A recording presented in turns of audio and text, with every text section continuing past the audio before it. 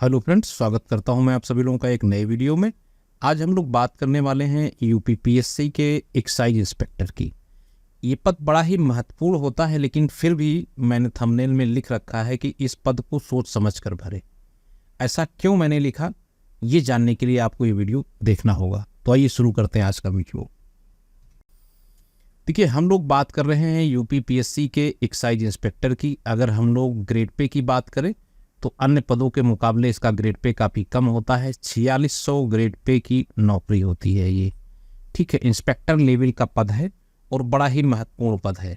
और मैं आप लोगों को एक चीज़ बताना चाहूँगा, जो एसएससी सीजीएल के थ्रू एक इंस्पेक्टर का पद होता है, एक्साइज इंस्पेक्टर का, ठीक है, वो ये पद नहीं है। ईआई इसको भी बोलते हैं, ईआई उसको भी बोलते हैं, एक्साइज इंस्पेक्टर ये भी होता है, एक्साइज इंस्पेक्टर वो भी होता है, लेकिन दोनों के कार्यक्षेत्र में ज़मीन आसमान का फ़र्क होता है। वो एक तरीके के क्लर्क है, ठीक है। उसको आजकल क्या बोलने लगे हैं, उसको आजकल जो है जीएसटी इंस्पेक्टर बोलने लगे हैं, ठीक है, जीएसटी इंस्पेक्टर कहने लगे हैं। ये इसके लिए बिल्कुल उचित नाम है, एसएससी सीजीएल वाले एक्साइज इंस्पेक्टर के लिए, ठीक है। उसका काम ही वही होता है। लेकिन ये जो हमारा एक्साइज इंस्पेक्टर होता है, ये बिल्कुल अलग लेवल का पद होता है, ठीक है। इसमें आपके अंदर इस एक्साइज इंस्पेक्टर वाली फीलिंग आएगी, ठीक है। एक निरीक्षक वाला पद है, तो आपको लगेगा कि हाँ, मैं निरीक्षक हूँ। इसके अंडर में आपको जो है, आपको देखने को मिलेंगे आबकारी सिपाही होंगे, ठीक है, एक्साइज कांस्टेबल होंगे, इसके अलावा जो है आपको क्लर्क मिलेंगे, ठीक है, और इसके अलावा जो है आपको चपरासी मिलेंगे, यानी कि प्यून मिलेंगे, ठीक है। ये पूरा स्टाफ इनका होता है। और मज़े की बात मैं आपको बता दूं कि इसमें बहुत सारे लोग जो है ज्वाइन करते हैं और अच्छे से नौकरी करते हैं। लेकिन इसको प्रेफरेंस में एंड में डालने का रीज़न क्या है? क्योंकि काफ़ी सारे रीज़न हैं। बहुत सारे लोग तो प्रमोशन के चक्कर में नहीं डालते हैं, क्योंकि इसमें पहला प्रमोशन मिलने में कम से कम मान के चलिए 12 से 15 साल लग ही जाते हैं। 15 साल तो लगना ही लगना। भाई 4600 ग्रेड पे की नौकरी है, 4600 से 4800 का पे बैंड मिलना नहीं, सीधे 5400 पे इस पर प्रमोशन होता है। तो आप मान के चलिए 12-15 साल लग ही जाते हैं। जो बहुत एक्टिव होता है तो उसे 12 साल लगते नहीं, तो मिनिमम 15 साल इसमें लगने ही लगने हैं प्रमोशन में। एक तो प्रमोशन का फैक्टर हो गया, इसलिए इसे लोग थोड़ा सा एंड में डालते हैं। दूसरे फैक्टर की बात करें तो उसमें होता क्या है, विभाग आपको बहुत ज़्यादा सहयोग नहीं देता है, ठीक है। आपको वो सुविधाएं नहीं मिल पाती हैं जो एक इंस्पेक्टर को मिलनी चाहिए। भाई आपका काम होता है दबिश डालना, शराब माफियाओं के विरुद्ध ऑपरेशंस चलाना, तो उसमें आपको बहुत सारे फोर्स की ज़रूरत होती है। अब आपके पास जब ज़्यादा फोर्स उपलब्ध नहीं होगा तो आप क्या करेंगे? भाई आपको मजबूरन जो है लोकल पुलिस से संपर्क करना पड़ेगा, ठीक है। अब लोकल पुलिस क्या है, वहाँ का इंस्पेक्टर इंचार्ज जो है वो अगर आपको मदद देगा तो ठीक है, अच्छी बात है। अगर वो पूरी तरीके से कोऑपरेट करता है तब तो मैनेज हो जाएगा, और अगर नहीं कोऑपरेट करता है तो समस्याएं आती हैं। तो एक ये भी फैक्टर होता है, ठीक है। और यूनिफॉर्म पोस्ट है, ये 3 स्टार यूनिफॉर्म आपको मिलते हैं, ठीक है। और इसके अलावा लोग इसको क्यों लास्ट में डालते हैं, क्योंकि इसमें एक क्राइटेरिया होता है फिजिकल का, ठीक है। आपकी हाइट जो है, अगर आप जनरल ओबीसी कैटेगरी से बिलोंग करते हैं तो 167 होनी चाहिए, ठीक है।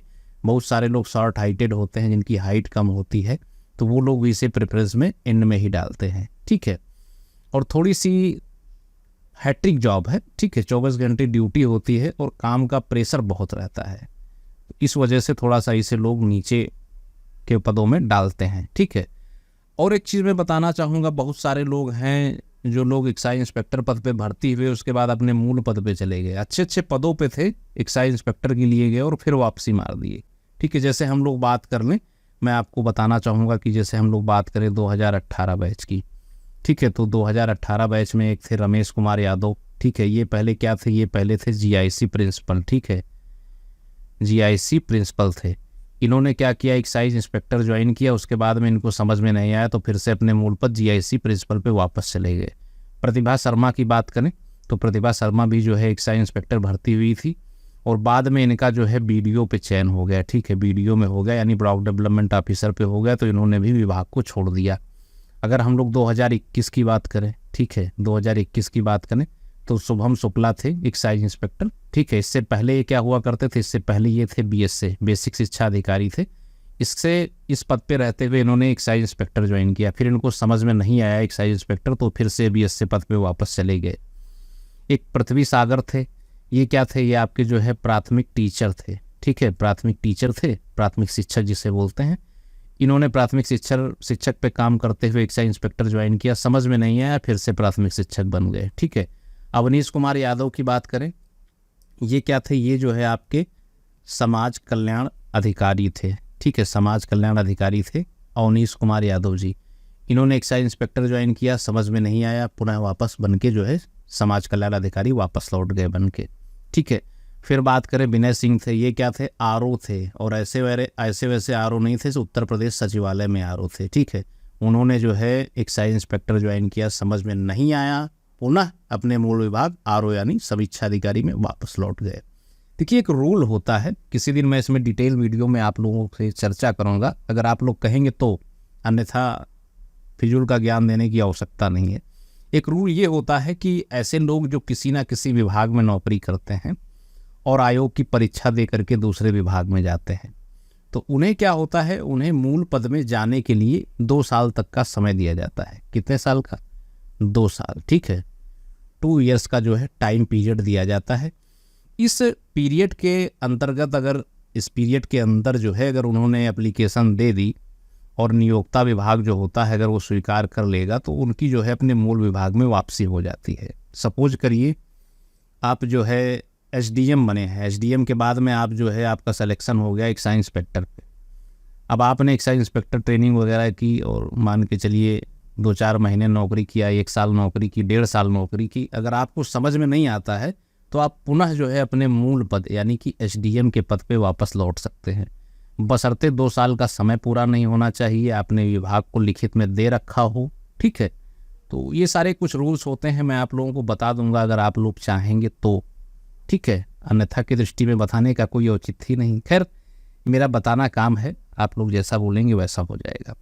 तो आइए वीडियो आगे बढ़ाने से पहले हम लोग इसका प्रमोशन देख लेते हैं कि प्रमोशन किन किन पदों पे होता है, ठीक है। देखिए सबसे पहले आपकी इनिशियल पोस्टिंग होगी आबकारी निरीक्षक, जिसे आप लोग एक्साइज इंस्पेक्टर बोलते हैं, शार्ट में इसे जो है ईआई बोला जाता है, ठीक है। यहाँ पे क्या रहेगा, आपका जो ग्रेड पे रहेगा वो आपका रहेगा 4600। उसके बाद में यहाँ से आपको प्रमोशन मिलेगा सहायक आबकारी आयुक्त का, ठीक है। इसे लोग जिला आबकारी अधिकारी भी बोलते हैं, इंग्लिश में असिस्टेंट एक्साइज कमिश्नर भी बोला जाता है। यहाँ पे आपका ग्रेड पे हो जाता है 5400 का, ठीक है। और यहाँ से आबकारी निरीक्षक से सहायक आबकारी आयुक्त बनने में कम से कम आपको 12 से 15 साल लग जाते हैं, ठीक है। 15 साल तो लगने ही लगने हैं मिनिमम, ठीक है, लेकिन जो बहुत एक्टिव होते हैं तो 12-13 साल में प्रमोट हो जाते हैं। फिर आप सहायक आबकारी आयुक्त तो काम करेंगे यानी कि जिला आबकारी अधिकारी काम करेंगे, उसके बाद में आपको नेक्स्ट प्रमोशन मिलेगा उप आबकारी आयुक्त का, ठीक है। यहाँ पे आपका ग्रेड पे हो जाएगा 6600, ठीक है, 6600 ग्रेड पे हो जाएगा। उप आबकारी आयुक्त को जो है इंग्लिश में क्या बोलते हैं, डिप्टी एक्साइज कमिश्नर, ठीक है। अब सहायक आबकारी आयुक्त से उप आबकारी आयुक्त बनने में जो है आपको 8 से 10 साल लग जाते हैं, ठीक है। कभी कभी बहुत जल्दी प्रमोशन हो जाता है तो 8 ही साल में हो जाएगा, नहीं तो अन्यथा 10 साल तक प्रमोशन होना ही होना है, ठीक है। अब उप आबकारी आयुक्त के बाद में आपको जो नेक्स्ट प्रमोशन मिलेगा वो मिलेगा संयुक्त आबकारी आयुक्त, इंग्लिश में अगर कहें तो ज्वाइंट एक्साइज कमिश्नर बोलते हैं। यहाँ पे आपका ग्रेड पे बढ़ के जो है 7600 हो जाता है, ठीक है। 7600 ग्रेड पे की नौकरी होती है ये, और बड़ा ही चार्मिंग पद होता है, हेडक्वार्टर पोस्टिंग भी आपको मिलती है। तो उप आबकारी आयुक्त से संयुक्त आबकारी आयुक्त बनने में आपको कितना समय लगता है, 4 से 5 साल का समय आपको लग जाता है। फिर संयुक्त आबकारी आयुक्त से जब आपका नेक्स्ट प्रमोशन होगा तो आप बनेंगे अपर आबकारी आयुक्त। अपर आबकारी आयुक्त को इंग्लिश में बोलते हैं एडिशनल एक्साइज कमिश्नर। यहाँ पे आपका ग्रेड पे हो जाता है 2700 रुपये। अब संयुक्त आबकारी आयुक्त से अपर आबकारी आयुक्त बनने में आपको जो है 3 से 4 साल लग जाते हैं। ये वैकेंसीज़ के ऊपर डिपेंड करता है कि कितनी वैकेंसीज़ खाली है, किस हिसाब से प्रमोशन हो रहा है। जनरली एक एक्साइज इंस्पेक्टर अपने करियर के दौरान में रिटायरमेंट अगर यंग एज में भर्ती हुआ है तो एडिशनल एक्साइज कमिश्नर यानी अपर आबकारी आयुक्त तक पहुंच ही जाता है, ठीक है। उसके ऊपर आपका जो है एक्साइज कमिश्नर होता है, 10,000 ग्रेड पे की नौकरी होती है आबकारी आयुक्त की, तो जनरली आईएएस अधिकारी को बना दिया जाता है, या ठीक है, या फिर आपका जो है एलाइड पीसीएस जो होते हैं, पीसीएस अधिकारी होते हैं, उनको भी नियुक्ति मिल ही जाती है प्रमोशन के दौरान में। बाकी ये आपका क्राइटेरिया रहता है, थोड़ा सा प्रमोशन स्लो होते हैं, मैंने पहले भी आपको बताया, बहुत लंबा समय लग जाता है, लेकिन पद अच्छा है, पद में आपको कोई कमी नहीं दिखेगी, रुतबा रहता है, पावर रहती है, लोग आपको जो है इज्जत देते हैं, सम्मान देते हैं। तो आइए अब हम लोग इसके जॉब प्रोफाइल के बारे में देख लेते हैं कि इन्हें काम क्या करना होता है। सबसे इम्पॉर्टेंट है, अगर काम की बात करें तो एक आबकारी विभाग का काम क्या होता है। आबकारी निरीक्षक का काम देखने से पहले हम लोग आबकारी विभाग के काम को देखते हैं, उस पर परिचर्चा करते हैं। आबकारी विभाग क्या करता है, वो नशीले मादक पदार्थ, मदिरा इत्यादि की वैध बिक्री को नियंत्रित करता है, ठीक है, यानी मदिरा इत्यादि जो है उसकी वैध बिक्री ही होगी। और क्या करता है, अल्कोहल के मानक के आधार पर उद्योगों को बढ़ावा देता है, ठीक है, अल्कोहल के मानक तय करता है, उसके ऊपर जितने उद्योग होते हैं उनको बढ़ावा देता है। राज्य के कल्याण के लिए नशीले मादक पदार्थ, मदिरा इत्यादि की नियंत्रित एवं वैध बिक्री के माध्यम से अधिकतम राजस्व अर्जित कराता है, ठीक है। जो नशीले और मादक पदार्थ, मदिरा इत्यादि बिकती है तो उसकी वैध बिक्री करवाता है, उस पर नियंत्रण लगता है और उसके माध्यम से जो अधिकतम से अधिकतम जो है अपने राज्य को राजस्व अर्जित करवाता है। और क्या करता है, नशीले मादक पदार्थ, मदिरा इत्यादि की अवैध बिक्री को रोकता है, ठीक है, अवैध बिक्री को कंट्रोल करता है। नशीले मादक पदार्थ, मदिरा इत्यादि से संबंधित अपराधों को भी रोकता है, ठीक है, बहुत सारे अपराध होते हैं उन पे भी कंट्रोल करता है। तो ये होता है आबकारी विभाग का काम। अब इसमें जो तैनात होगा आबकारी इंस्पेक्टर, उसका काम क्या होगा वो हम लोग देख लेते हैं। देखिए, आबकारी निरीक्षक का मुख्य काम होता है मदिरा शराब की बिक्री एवं विक्रेता पर पूर्ण नियंत्रण करना होता है। उन्हें यह सुनिश्चित करना होता है कि बाजार में उपलब्ध शराब या मदिरा मानक विहीन अल्कोहल से तो निर्मित नहीं है। यदि ऐसा संज्ञान में आता है तो जनता के स्वास्थ्य के हित को देखते हुए उस पर तुरंत वैधानिक कार्यवाही करना होता है। एक आबकारी निरीक्षक क्या करता है, वो मार्केट में टहलता है, घूमता है और ये चीज़ का पता लगाता है कि जो मार्केट में मदिरा या शराब बिक रही है उसमें अल्कोहल जो है वो मानक से अधिक तो नहीं है या फिर मिलावटी तो नहीं है। उसमें अगर कोई दिक्कत होती है तो बिक्री करने वाले यानी विक्रेता पर और उपरोक्त दुकानदार पे या दुकान पे उस पर तुरंत वैधानिक कार्यवाही करता है, जिससे कि जनता के स्वास्थ्य में कोई समस्या ना आए। देखिए, अक्सर आप लोगों ने सुना होगा कि नशीली शराबें पीने से या फिर मिलावटी शराब पीने से लोगों की मौत हो गई, किसी की आंखों की रोशनी चली गई। तो इन सब चीज़ों को रोकने के लिए एक प्रकार के अपराध हैं, उसके लिए आबकारी निरीक्षक जिम्मेदार होता है।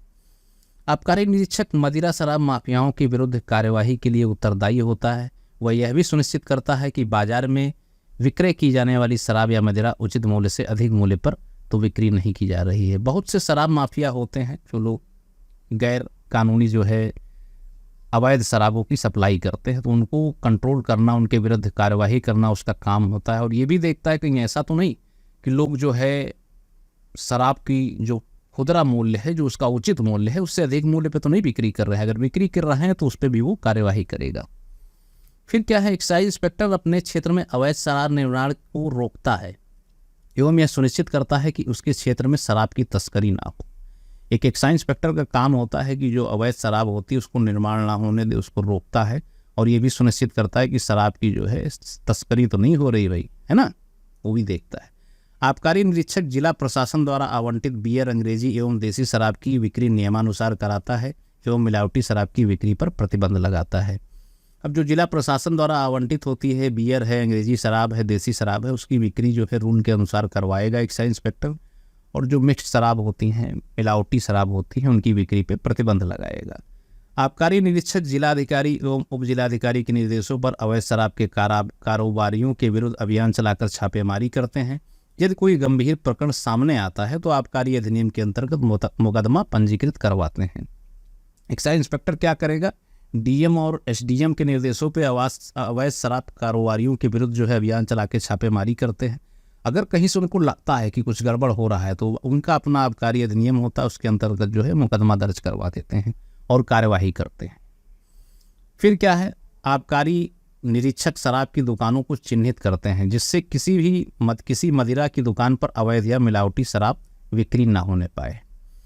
आबकारी एक्साइज इंस्पेक्टर क्या करता है, वो तमाम सारी दुकानों को बता देता है ना, क्लियर करता है कि लाइसेंस होते हैं भाई आबकारी, ये जितनी शराब की दुकान होती तो उनको चिन्हित रखता है कि आदमी जो है इधर उधर भटके ना। तमाम होटल वाले ऐसे रखे रहते हैं उल्टा सीधा, या तमाम ऐसे बहुत सारे लोग होते हैं माफिया लोग जो रखे रहते हैं, वो हमेशा उस पब्लिक को प्रेरित करता है कि अगर उसको शराब ये तो हानिकारक है ही है, लेकिन अगर फिर भी पीनी है तो संबंधित दुकान से ही खरीदे, इधर उधर मिलावटी शराब ना खरीदे, ठीक है। आबकारी निरीक्षक के पास मदिरा की दुकान सीज करने की भी शक्ति होती है। यदि किसी दुकान पर पुरानी निरस्त शराब, मिलावटी शराब अथवा मिलावटी शराब बनाने का सामान बरामद होने पर वह दुकान सीज कर दुकान का लाइसेंस निरस्त कर सकता है एवं मुकदमा भी दर्ज करा सकता है। पावर तो होती है एक्साइज इंस्पेक्टर के पास में, दुकान सीज कर सकता है। अब कंडीशन होती हैं, जैसे मान लीजिए कोई एक्सपायर शराब रखी हुई है, मिलावटी शराब है, या फिर मान लीजिए कोई मिलावटी शराब में मिलावट करने वाला अलग से अल्कोहल मिल गया या कोई अन्य पदार्थ मिल गया जो शराब में मिला करके दुकानदार बेच रहा है, तो उसका लाइसेंस निरस्त करा देगा, उस पर FIR करवा देगा, मुकदमा दर्ज करवा देगा। ये सारी पावर होती हैं भाई। आबकारी निरीक्षक कच्ची शराब की भट्टियों के ठिकानों पर छापेमारी करते हैं और अवैध शराब बनाने वाली भट्टियों को नष्ट कर शराब बनाने वाले उपकरण जब्त करके संबंधित व्यक्तियों पर आवश्यक कार्यवाही करते हैं। देखिए, ये एक्साइज इंस्पेक्टर जो होता है, मैंने आपको बताया जो SSC वाला सब एक्साइज इंस्पेक्टर होता है उस टाइप का नहीं होता है। उसको तो भाई गन केवल ट्रेनिंग में मिलती है और इसको गन ऐसे भी मिलती है, अगर आवश्यकता पड़ती है तो मिलती है भाई। रिस्की काम होता है। अब शराब के ठिकानों पे आप छापेमारी करेंगे कच्ची शराब वाले, तो वो लोग भी तो हथियार रखे रहते हैं, बड़े बड़े माफिया होते हैं, तो इन लोगों को भी वेपन प्रोवाइड कराया जाता, फोर्स प्रोवाइड कराया जाता, तो वहाँ पे ठिकानों पे छापेमारी करेगा और जो भट्टियाँ होंगी उनको नष्ट कर देगा और जो शराब बनाने वाले उपकरण होगा उनको जब्त करता है और संबंधित व्यक्तियों पे आवश्यक कार्यवाही करके जेल भेज देता है। ठीक है, पावर होती है। फिर क्या है, आबकारी निरीक्षक अंग्रेजी व देसी शराब की दुकानों में रखी बोतलों को कोड को स्कैन कर शराब की गुणवत्ता को जांचते हैं एवं स्टॉक रजिस्टर भी चेक करते हैं। यदि दुकान में अवैध शराब बरामद होती है तो जांच पड़ताल कर दोषियों पर कानूनी कार्यवाही करते हैं। अब भाई एक्साइज इंस्पेक्टर अंग्रेजी और देसी शराब दोनों दुकानों की जो बोतलें होती हैं उन पर एक कोड होता है, उस कोड को स्कैन करेंगे, अगर वो वैलिड है तो उसको बिकने देंगे, अन्यथा वो सीज कर देंगे। स्टॉक रजिस्टर भी चेक करते हैं, ऐसा तो नहीं माल कहीं इधर उधर से मंगवा के बेच रहा है, सरकारी माल ना बेच रहा हो, तो ये सब भी चेक करते हैं। अगर अवैध शराब बरामद हो गई दुकान पे तो दुकान तो सीज ही होनी है, साथ में मुकदमा लिखा जाएगा और जेल भी जाएंगे। ये सारे काम होते हैं। अवैध शराब निर्माण एवं बिक्री पर प्रभावी नियंत्रण एवं सतर्कता बरतने के लिए आबकारी निरीक्षक मुखबिरों की सहायता लेते हैं और उनकी गोपनीयता का ध्यान रखते हैं। देखिए कि एक्साइज इंस्पेक्टर होता है वो ऐसा तो है नहीं कि हर समय फील्ड में खुद ही रहेगा, लेकिन वो बहुत सारे पब्लिक को जो है मुखबिरों के रूप में इस्तेमाल करते हैं और उनकी गोपनीयता का भी ध्यान रखते हैं। ऐसा ना हो कि उनका नाम जो है सामने आ जाए, उनकी जान माल को खतरा हो, तो उनका नाम भी गोपनीय रखते हैं। चुपचाप उनसे इंटेल लेंगे और जब उनको इंटेल मिलेगा तो जहाँ पे अवैध शराब निर्माण हो रही होगी या उस पर जो है छापेमारी करेंगे और जो कुछ होगा उसको सीज करेंगे। ठीक है, और बाकी जो लोग पकड़े जाएंगे उनके ऊपर कार्यवाही करेंगे। अवैध मदिरा का परिवहन व कारोबार करने वाले लोगों के विरुद्ध कानूनी कार्यवाही करते हैं। अवैध मदिरा जो बेचता है या कहीं ले जाता है उसका जो कारोबारी होता है उस पर कानूनी कार्यवाही करते हैं। ठीक है, अपने क्षेत्र में संदिग्ध ढाबों, स्थलों, ईंट भट्ठों, बगीचों, राजमार्गों से गुजरने वाले संदिग्ध टैंकरों, शराब के अवैध कारोबार में संलिप्त पूर्व में पकड़े गए संदिग्ध व्यक्तियों, कारोबारियों एवं तस्करों पर निगरानी रखते हैं, जिससे भविष्य में होने वाली आपराधिक गतिविधियों पर रोक लगाई जा सके। ठीक है, अब क्या है, जैसे मान लीजिए संदिग्ध ढाबा है, किसी ढाबे में उनको जानकारी मिली कि वहाँ पे अवैध तरीके से शराब बिक रही है, भट्ठे वट्ठे में तमाम लोग, देखिए कोविड के टाइम में क्या होता था, नहर पे निकल जाते थे बोतलें लेकर के, अच्छे खासे रेट पे बेच रहे हैं। ठीक है, ईंट भट्ठे हो गए, बगीचे हो गए, राजमार्ग से जो बहुत सारे टैंकर गुजरते हैं एवं शराब के जो अवैध कारोबारी होते हैं, जो उसमें पूर्व में पकड़े गए हैं, संदिग्ध व्यक्ति होते हैं, कारोबारी होते हैं, तस्कर होते हैं, उनको बराबर जो है निगरानी में रखते हैं कि वो क्या कर रहे हैं, कहाँ जा रहे हैं। ऐसा तो नहीं कि फिर से उसी कारोबार में लग गए, फिर से अवैध शराब बेचने लगे। तो इन सब चीज़ों पे वो ध्यान रखते हैं। ऐसे इससे क्या होता है कि भविष्य में होने वाले आपराधिक गतिविधियों पे लगाम लगाई जा सकती है। ठीक है, अब आबकारी निरीक्षक का पूर्ण दायित्व होता है कि उसके क्षेत्र में किसी भी दशा में कोई जहरीली अथवा मानक विहीन शराब बाजार में ना बिकने पाए। इन परिस्थितियों से निपटने के लिए उसे सदैव सतर्क एवं तत्पर रहना पड़ता है। भाई 24 घंटे की नौकरी है आपकी। ठीक है, 24 घंटे की नौकरी है आपकी। ठीक है, आपको हमेशा आपका पूर्ण दायित्व रहता है कि कोई जहरीली, किसी भी दशा में कोई जहरीली या मानक विहीन शराब बाजार में ना बिकने पाए। और इससे निपटने के लिए आपको समय समय पे तमाम अभियान चलाने पड़ेंगे, तमाम आपको जो है मुखबिर पालने पड़ेंगे। ठीक है, बहुत सारे इंटेल लेने पड़ेंगे। ठीक है, पूरा नेटवर्क बना के चलना पड़ेगा आपको। काम बहुत है और जिम्मेदारी वाला काम है। अगर आप चूके तो बहुत सारे लोगों का स्वास्थ्य और जान खतरे में है। ये चीज़ आप ध्यान में रखिए। ठीक है, तो ये थे आबकारी निरीक्षक के काम। इसके अलावा भी बहुत से काम होते हैं, लेकिन जो मेन काम थे मैंने आप लोगों को बता दिए। ठीक है, वैसे तो मैंने कोई कमी नहीं छोड़ी है, लेकिन अगर आपको लगता है कुछ कमी है, कुछ मन में प्रश्न है, तो आप लोग सीधे कमेंट से हमसे पूछ सकते हैं, या फिर हमारी ईमेल आईडी यहाँ पे दी हुई है upsclecturesonline@gmail.com। इस पे आप लोग हमसे संपर्क कर सकते हैं। अपना मैं व्हाट्सएप ग्रुप का नंबर दे दूंगा। ठीक है, व्हाट्सएप जो चैनल है उसका मैं आपको जो है एड्रेस दे दूंगा, और इसके अलावा मैं आपको जो है अपना टेलीग्राम का लिंक जो है इसी में भी देने वाला हूँ वीडियो ख़त्म होते ही, तो उसको आप लोग ज्वाइन कर लीजिएगा, जिससे भविष्य में आने वाली जानकारियों से आप लोग अपडेट हो सकें। बाकी मैं उम्मीद करूँगा कि वीडियो आप लोगों को पसंद आया होगा। पसंद आया हो तो लाइक कीजिएगा और अपने फ्रेंड्स के साथ शेयर कीजिएगा। जो लोग नए हैं वो लोग चैनल को सब्सक्राइब करेंगे। Thank you.